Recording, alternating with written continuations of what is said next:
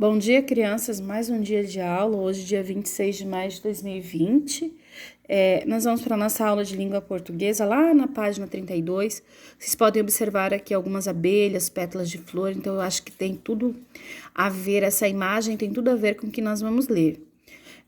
Você vai ler um poema em que as palavras são organizadas de modo a formar uma imagem. Poemas como esse são chamados de poemas visuais. Você sabe explicar por que esse tipo de poema recebe esse nome?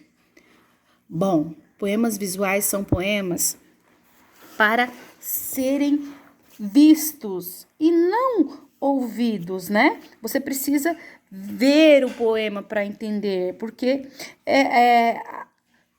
combina a palavra e imagem, ou seja, a mensagem do poema está ligada à sua visualização. Para você entender o poema, você precisa ver, precisa visualizar, né? Não só ouvir. Olha lá, a primavera endoideceu. Cada um vai ler o poema, ele tem uma estrutura diferente, como a prof falou. Jamais num texto comum você poderia colocar o texto dessa forma. Teria que ter parágrafo, toda essa situação. Mas dentro de um poema, a estrutura do poema é diferente.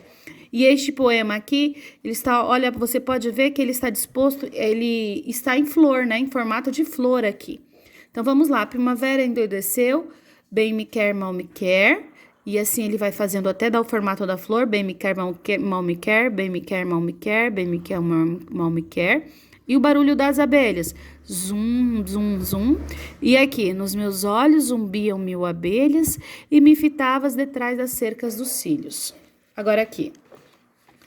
Bom, como vocês estão em casa, a prof está aqui, a prof vai falando e nós vamos conversando sobre o assunto. Como as palavras estão dispostas nesse poema?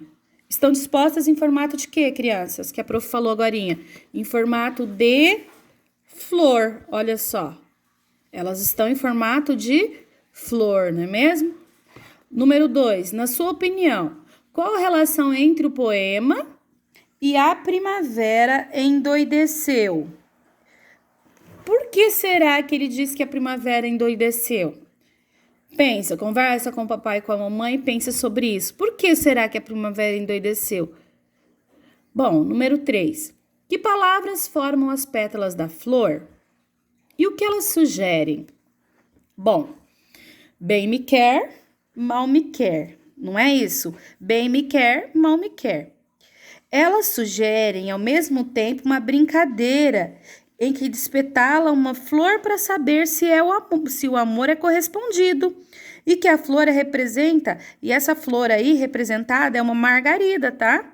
Também chamada de mal me quer ou bem me quer. Então tem aquela brincadeira, bem me quer, mal me quer, que vai se despetalando para saber a respeito do amor, se o amor é correspondido. E aí, essa flor também é chamada de bem me quer, mal me quer, que é uma margarida. Aqui, número 4. No centro da flor, a palavra zum aparece várias vezes. O que essa palavra representa? Bom, neste caso, ela está sugerindo o quê? Representando o quê? O barulho das abelhas. Olha só aqui, ó. Zum, zum, zum. Esse zum, zum, zum significa o barulho das abelhas. Número 5. Você sabe qual a relação entre as abelhas e as flores? Leia estes textos. Acompanhe a leitura com a prof. Vamos lá. As abelhas se alimentam de néctar, líquido açucarado encontrado nas flores, de mel que elas mesmas fabricam a partir do néctar, e de pólen, minúsculos grãos também encontrados nas flores. Este trecho aqui foi tirado do livro Criação de Abelhas, lá da Embrapa. Segundo texto. Quando a abelha pousa numa flor para coletar néctar ou pólen, grãos de pólen ficam presos nos seus pelos. Em razão do movimento da abelha entre as flores, os grãos podem ser levados ao estigma da mesma flor ou de outra. Essa ação da abelha é involuntária e a polinização um resultado acidental. Esse trecho aqui foi tirado do livro da Associação Brasileira de Estudo das Abelhas. Bom, essa questão aí, crianças, sobre a polinização, né? Ele falou ali sobre estigma. O que é estigma? Estigma é a parte da flor que recebe os grãos de pólen, tá? Então, o que é essa polinização? A polinização nada mais é do que a transferência de pólen de uma flor para outra, crianças, da mesma espécie ou de outra espécie, o que permite a reprodução das plantas. Então, essa é a polinização, e as abelhas são importantíssimas para a polinização. E, no caso aí, tá falando que quando uma abelha pousa numa flor para coletar o néctar ou pólen, o que acontece? Ela acaba espalhando esse pólen de uma flor para outra e fazendo a polinização, a reprodução dessa flor. Então, agora que você conhece um pouco mais sobre as abelhas, retome o poema e explique a relação entre esses insetos e a primavera.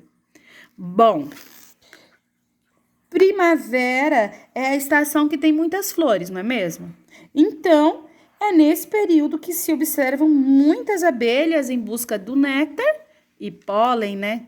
Então, crianças, eu quero que vocês abram agora o caderno de língua portuguesa, e no caderno de língua portuguesa vocês irão escrever frases para mim com 3 palavras, tá? A prof vai dizer as palavras, eu quero ver quem vai assistir o vídeo até o final para conseguir escrever essas frases. Lembrando que início de frase, letra maiúscula. Vamos lá? Então, as palavras são flor, primavera e abelha. Repetindo, você vai escrever lá no caderno de língua portuguesa 3 frases para mim, com a palavra flor, primavera e abelha. Não esqueça do cabeçalho. Beijo, quero ver quem vai assistir o vídeo. Só quem assistiu vai conseguir fazer essas frases. Até a próxima!